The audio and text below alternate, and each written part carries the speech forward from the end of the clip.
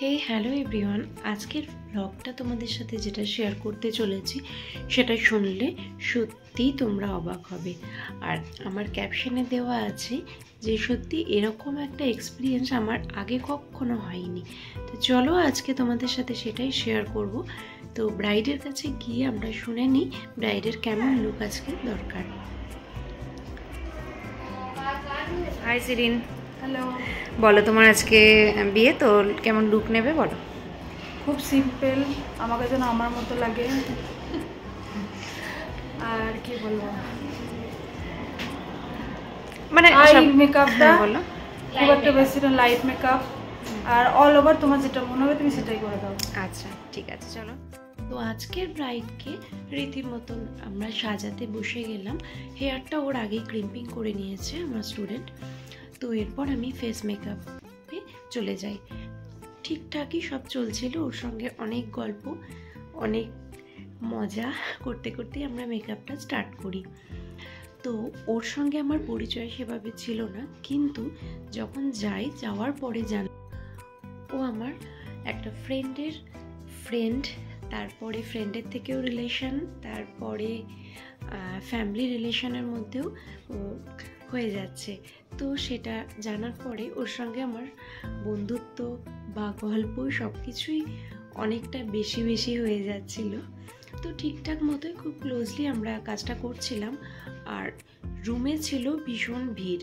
যখনই কাউকে বলছিলাম যে বাইরে যেতে, রুমটা খালি করতে, কেউ না কেউ থেকে যাচ্ছিল, যেটা স্বাভাবিক, সব বিয়েতেই কম বেশি হয়ে থাকে। এক একটা টাইম এমন আসে খুব পরিচিতর মধ্যে হলে সত্যি কিছু বলা যায় না, কিন্তু এগুলোও না ভাবতে হয়। কারণ কি, মেকআপ করার টাইমে কেউ যদি থাকে সত্যিই খুব ডিস্টার্ব হয়। একজন থাকলেই না আর একজন ঢোকার জন্য তাড়া দেয়, বা সে একবার বেরোবে, তার কোনো না কোনো কাজ থাকবে।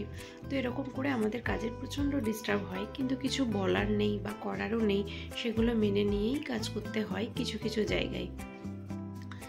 তো যাই হোক, খুব খুশি মনেই ব্রাইড কাজটা করছিল এবং ও আমাকে যথেষ্ট হেল্প করছিল। বারবার বলছিল বাইরে যাওয়ার জন্য, যারা ডিস্টার্ব করছে রুমের মধ্যে। তো যাই হোক, যতটা বলার সঙ্গে বলেছে। কিন্তু যেটা হলো, ওর সব কিছু জুয়েলারি ও ঠিকঠাকভাবে রেডি করে নিয়েছিল। আমি ওকে বলেছিলাম ফার্স্টে জুয়েলারিগুলো রেডি করে নিও, আমি মেকআপটা কমপ্লিট হওয়ার পরে তোমাকে সব জুয়েলারিগুলো পরিয়ে দেব। তো আমার কথা শুনে ও রীতিমতন জুয়েলারি সব কিছু রেডি করে নিয়েছিল। এবার যখন আমরা মেকআপটা শেষের দিকে করি, তখন এক বিশাল কাণ্ড ঘটলো, এটা আমার কখনো ঘটেনি আমার সঙ্গে, বাট এটা ফার্স্ট টাইম। হঠাৎ ব্রাইডের যে গোল্ডগুলো রাখা ছিল, সেই গোল্ডের থেকে ওর নাকের নথটা মিসিং। এটা কতটা একটা টেনশনের ব্যাপার একটা ব্রাইডের জন্য বা ব্রাইডের বাড়ির লোকের জন্য, সেটা একবার তোমরাই ভাবো। বিয়ের দিনে ব্রাইডের যদি এরকম গোল্ড মিসিং হয়ে যায় তখন কেমন হয় ভিতরটা। তো সেটা নিয়ে অনেক খোঁজাখুঁজি, আলটিমেটলি অনেক খোঁজার পরে সেই জিনিসটা, মিসিং জিনিসটা আমরা উদ্ধার করতে পারি, মানে সেটাকে খুঁজে পাওয়া যায়। ব্রাইডের তো মাথায় হাত, ব্রাইডের মা তো টেনশানে ভীষণ ভীষণ অস্থির হয়ে গেছেন। এটাই স্বাভাবিক, কারণ বিয়ের দিনে মেয়ের গোল্ড যদি হারিয়ে যায়, কোনো একটা মিসিং হয়ে যায়, তাহলে কেমন হবে সেটা তোমরাই বুঝে নাও। তো যাই হোক, এটা আমার সত্যি খুব খারাপ লেগেছিল এবং ওদের যা সিচুয়েশন হয়ে গেছিল কিছু টাইমের জন্য, মারাত্মক ব্যাপার হয়ে গেছিল। তো যাই হোক, সব কিছু ঠিকঠাকভাবে গোল্ডগুলো আবার ওকে পরানো হয়।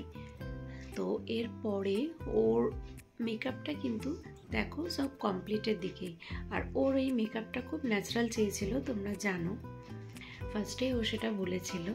তো যাই হোক, আজকে তোমাদের এই রকম টাইপের কলকা, ওর হেয়ার স্টাইল, ওর আই মেকআপ সবটা কেমন লাগলো অবশ্যই জানাতে ভুলবে না।